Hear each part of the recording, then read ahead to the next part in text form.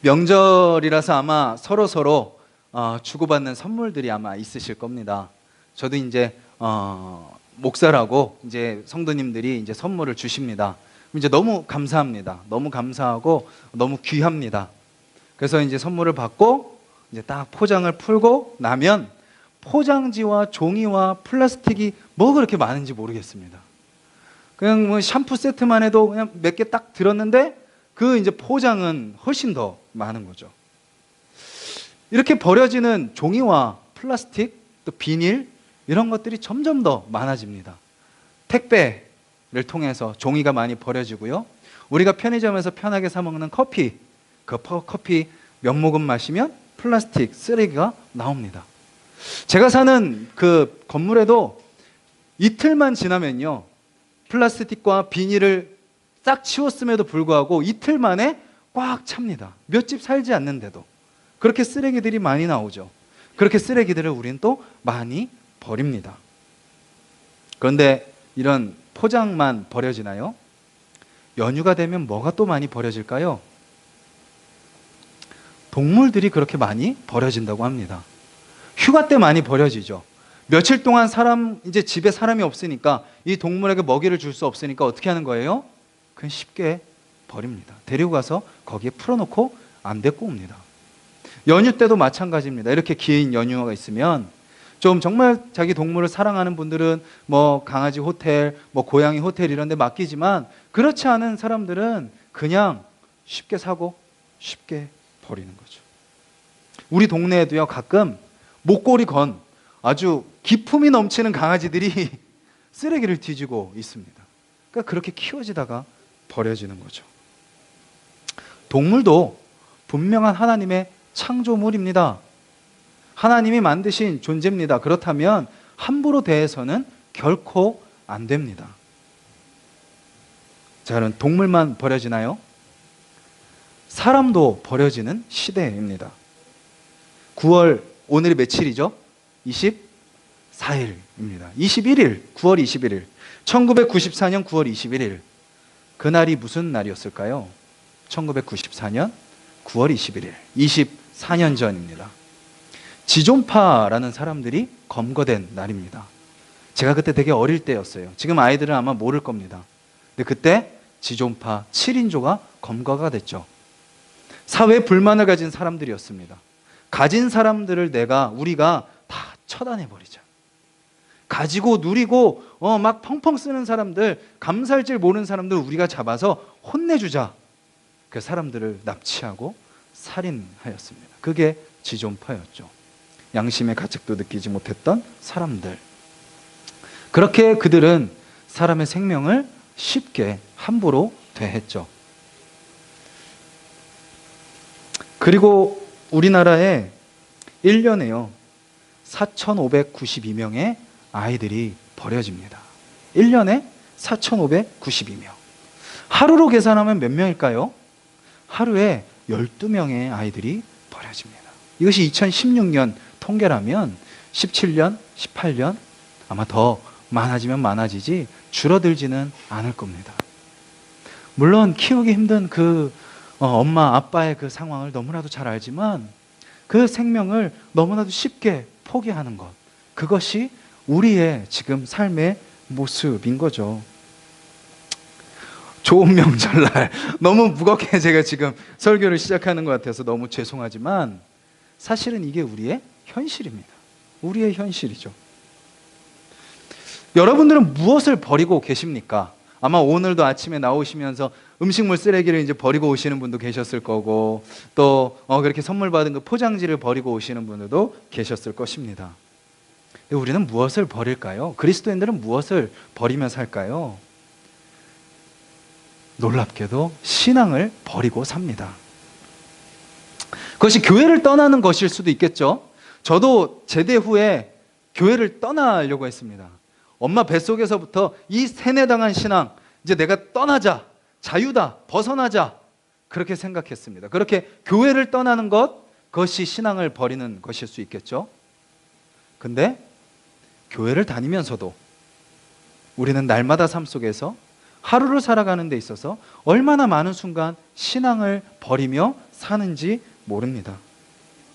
여러분의 일주일 동안 하나님을 얼마나 기억하며 사셨습니까? 여러분들 만나는 그 모든 순간순간 동안 그 만남을 통해서 하나님이 일하시는 것을 얼마나 경험하셨습니까? 여러분들 하는 그 일 속에 하나님이 나에게 어떤 사명을 주셨는가, 그것을 끊임없이 하나님의 뜻을 구하면서 얼마나 살아가셨습니까? 시작을 무겁게 하더니 이번에는 정죄까지 하는 분위기로 가는데요. 저 자신도 고개를 들 수가 없습니다. 우리가 이렇게 모여서 그의 생각 셀 수 없다고 찬양하지만 우리의 실상의 삶은요, 일주일의 삶을 돌아보면요, 그 하나님을, 그 신앙을 저 멀리 한쪽에 두고 살아갈 때가 너무나도 많다는 거죠. 그렇게 살아가는 우리를 하나님은 어떻게 바라보실까요? 그렇게 살아가는 우리를 하나님은 우리를 향해 뭐라고 말씀하실까요?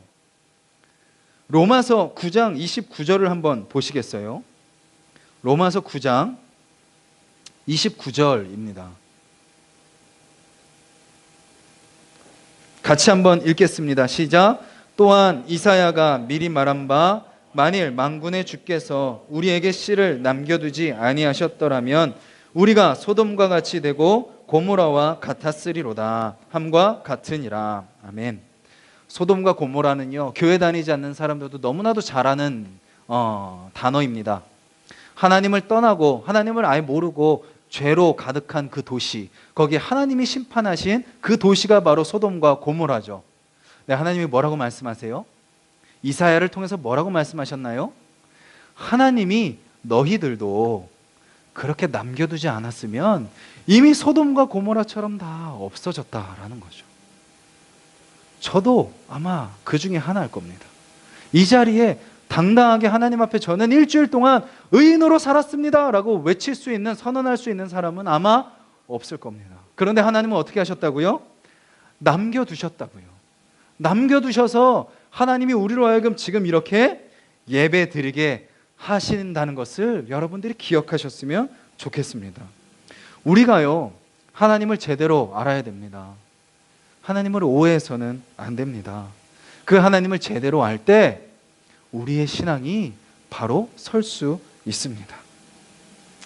그리고 바로 설 때 우리는 모든 순간 가운데 어떤 상황이라 할지라도, 어떤 환경이라 할지라도 우리는 신앙을 버리지 않고 그 신앙을 붙들고 살 수 있게 될 줄 믿습니다.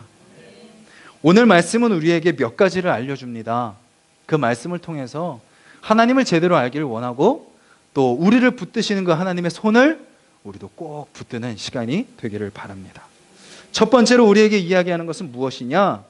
하나님은 자기 백성을 버리지 않으신다는 겁니다. 우리가 9장 20절, 29절에 살펴본 것처럼 남겨두신다는 겁니다. 버리지 않으신다는 거죠. 언제까지도요? 우리가 하나님을 버림에도 불구하고 하나님은 우리를 버리지 않으십니다. 우리가 하나님을 우리의 삶 속에서 놓치고 살아갈지라도 하나님은 우리를 버리지 않으십니다. 1절을 같이 한번 읽겠습니다. 11장 1절 시작. 그러므로 내가 말하노니 하나님이 자기 백성을 버리셨느냐? 그럴 수 없느니라. 나도 이스라엘이니요 아브라함의 씨에서 난 자요 베냐민 지파라. 아멘. 로마서를 저희가 계속 살펴보고 있는데 바울이 뭐라고 책망하죠? 형식과 의무와 습관 가운데 종교 생활을 하고 있는 유대인을 향해서 하나님의 그 경고의 말씀을 끊임없이 로마서를 통해서 이야기합니다. 그러자 유대인들이 어떤 마음을 가졌을까요? 그럼 우리는 다 끝났냐? 우리는 소망이 없냐? 우리는 아무것도 할 수 없냐? 라고 그들은 아마 생각했을 것입니다. 그런 그들에게 바울이 1절에서 이야기한 거죠. 그렇다고 해서 하나님이 너희를 버린 것이 아니다 라고 말입니다. 지난주에 우리가 기도 제목을 썼습니다.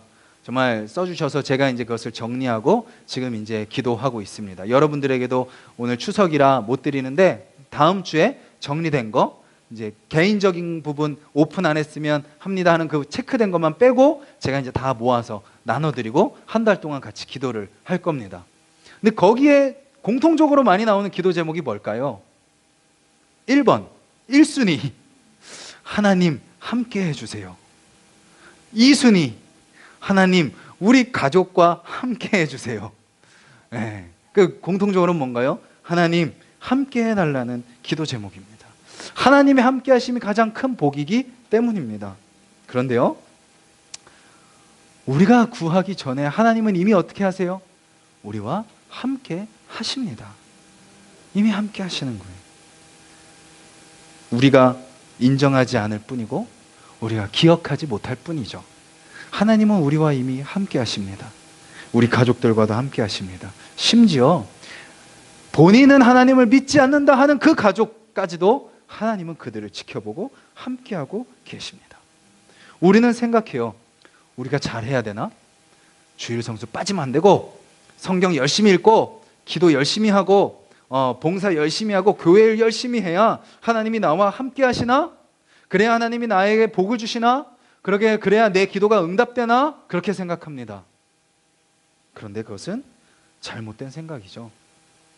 오늘 우리가 읽은 그 성경 본문만 해도요, 하나님은 그런 분이 아닙니다. 우리가 뭘 해야 거기에 응당한 대가를 치러주시는 분이 아닙니다. 그것은 우리 부모나 그렇죠. 너 이불 개면 500원 줄게. 이 부모의 모습입니다. 근데 하나님은 그러지 않습니다. 우리가 잘하지 못해도, 심지어 우리가 죄 가운데 헤매도 하나님은 우리와 늘 함께 하시는 분이십니다. 로마서 10장 19절을 한번 보시겠어요? 로마서 10장 19절에서 21절 같이 한번 읽겠습니다. 19절부터 21절입니다. 시작. 그러나 내가 말하노니 이스라엘이 알지 못하였느냐? 먼저 모세가 이르되 내가 백성 아닌 자로서 너희를 시기하게 하며 미련한 백성으로서 너희를 노엽게 하리라 하였고, 이사야는 매우 담대하여 내가 나를 찾지 아니한 자들에게 찾은 바 되고 내게 묻지 아니한 자들에게 나타나노라 말하였고, 이스라엘에 대하여 이르되 순종하지 아니하고 거슬러 말하는 백성에게 내가 종일 내 손을 벌렸노라 하였느니라. 아멘. 19절 중간에 보십시오. 내가 어떤 자로서? 백성 아닌 자로서 너희를 뭐하게 하였다? 시기하게 했다. 왜요? 백성 아닌 자를 어떻게 하셨기 때문에? 백성 되게 하셨기 때문에. 또 그 다음 절에 미련한 백성으로서 너희를 노엽게 하리라. 무슨 말인가요? 유대인들이 노여워한다는 거죠. 화낸다는 거죠. 하나님, 아브라함 자손도 아니고 율법도 안 지키고 할례도 안 받은 저들을 어떻게 하나님이 백성으로 삼으십니까? 라고 유대인들을 노하게 하신다는 거죠. 미련한 백성들을 백성 삼으시는 겁니다. 20절, 내가 나를 뭐 아니한 자들, 찾지 아니한 자들에게 뭐한 바 되고 찾은 바 되고, 내게 뭐 아니한 자들, 묻지 아니한 자들에게 뭐 하였노라? 나타났노라. 21절에 이스라엘에 대하여 이르되 뭐 하지 아니하고 순종하지 아니하고 무엇하 말하는 거슬러 말하는 백성에게 내가 종일 내 손을 벌렸느라 하였느니라. 아멘. 이것이 은혜입니다. 은혜는 내가 이만큼 해야 저만큼 받는 것이 은혜가 아닙니다.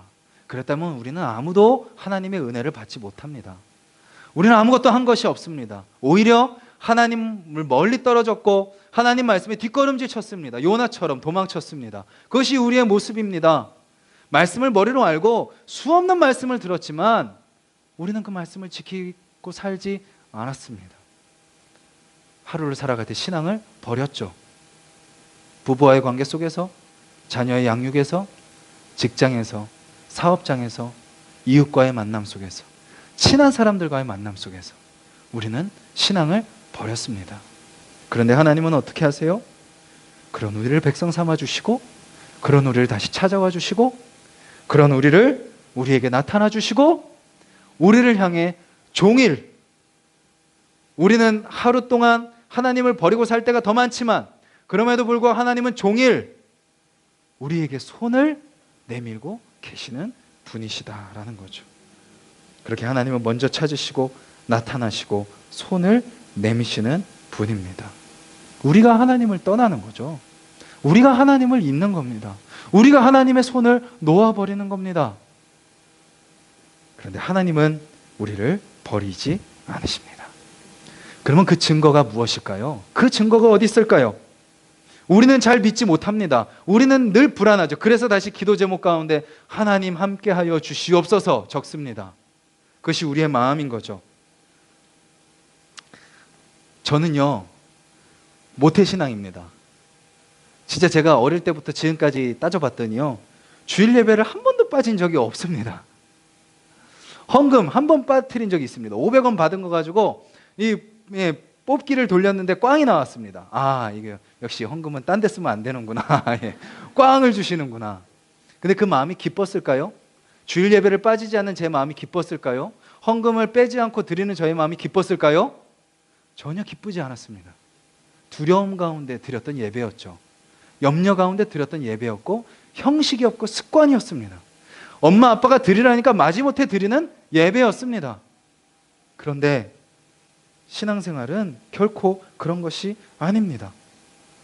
하나님은 우리를 그렇게 올가매시는 분이 아니에요.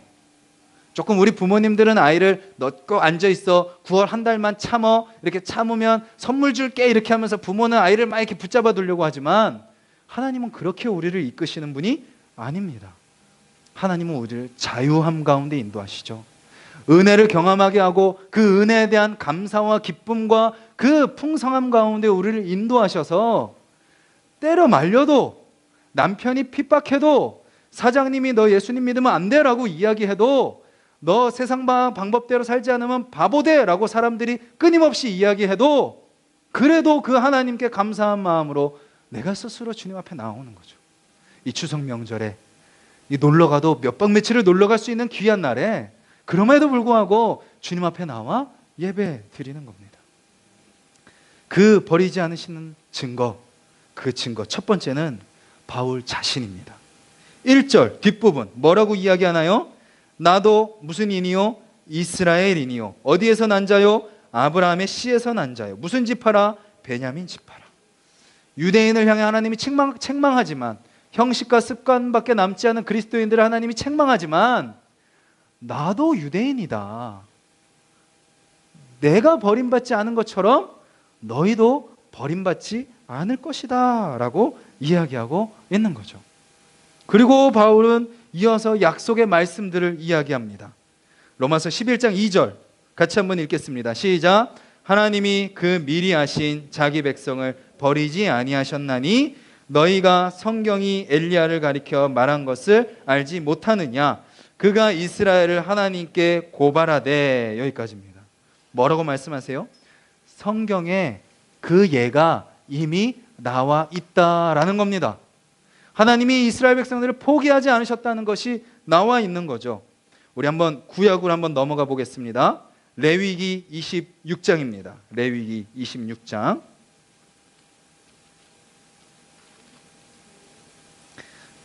창세기, 출애굽기, 레위기. 구약 189페이지, 레위기 26장 44절 말씀입니다. 저희가 조금 더 예배가 안정이 되면요, 이 화면에 이제 그 말씀을 띄워드리겠습니다. 예, 이게 뭐 책받침도 없고 불편한데 왜 이렇게 계속 찾으라 그러나, 예, 그 마음의 소리가 좀 들렸습니다. 예. 26장 44절 같이 읽겠습니다. 시작. 그런즉 그들이 그들의 원수들의 땅에 있을 때에 내가 그들을 내버리지 아니하며 미워하지 아니하며 아주 멸하지 아니하고 그들과 맺은 내 언약을 폐하지 아니하리니 나는 여호와 그들의 하나님이 됨이니라. 아멘. 조금 뒤로 넘어가셔서요, 신명기 4장. 제가 가진 성경 267페이지, 신명기 4장 268페이지 4장 31절입니다. 신명기 4장 31절. 약속의 말씀들을 저희가 지금 찾고 있습니다. 같이 읽겠습니다. 내 하나님 여호와는 자비하신 하나님이심이라. 그가 너를 버리지 아니하시며 너를 멸하지 아니하시며 내 조상들에게 맹세하신 언약을 잊지 아니하시리라. 아멘. 느헤미야로 넘어가겠습니다. 느라고 적혀 있고요. 느헤미야 9장. 제가 가진 성경 741페이지, 구약 741페이지, 느헤미야 9장 31절. 네, 그리고 이렇게 또 성경을 찾으시면 또 성경 찾기 또 연습도 되십니다. 9장 31절 같이 읽겠습니다. 시작. 주의 크신 긍휼로 그들을 아주 멸하지 아니하시며 버리지도 아니하셨사오니 주는 은혜로우시고 불쌍히 여기시는 하나님이심이니이다. 아멘. 마지막으로 이사야 41장. 제가 가진 성경 1018페이지 이사야 41장 17절 1017페이지 또는 18페이지입니다. 이사야 41장 17절 같이 읽겠습니다. 시작. 가련하고 가난한 자가 물을 구하되 물이 없어서 갈증으로 그들의 혀가 마를 때에 나 여호와가 그들에게 응답하겠고 나 이스라엘의 하나님이 그들을 버리지 아니할 것이라. 아멘. 성경은요, 놀랍게도 네가 이렇게 하면 내가 이렇게 해줄게, 내가 저렇게 살면 내가 저렇게 해줄게 라는 약속이 아니라 우리가 악한 사람들 틈에 있을지라도, 또 때로는 우리가 연약하여 넘어져 있을지라도, 또 때로는 우리가 죄 가운데 헤매고 있을지라도 뭐라고 말씀하세요? 멸하지 않고 버리지 않을 것이다. 그런 약속으로 성경은 가득 차 있습니다. 우리가 무엇을 믿나요? 그 약속을 해주시는 하나님을 믿는 겁니다. 내 기도 제목 응답해 주실 그 하나님을 믿고, 그거는 두 번째고, 우리 영혼을 구원하시고 우리를 버리지 않으시고 그 신실한 약속으로 인도하실 하나님을 믿는 믿음이 우리의 믿음의 대상인 거죠.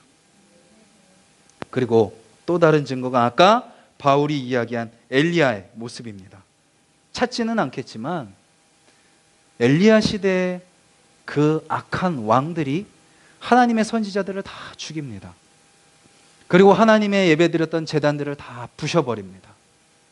핍박의 시대인 거죠. 근데 그때 엘리야가 하나님께 이야기한 거죠. 다 끝났는데 그들이 제 목숨도 찾습니다. 주님, 어떻게 해야 됩니까? 라고 외치는 그 엘리야에게 하나님이 뭐라고 대답하세요?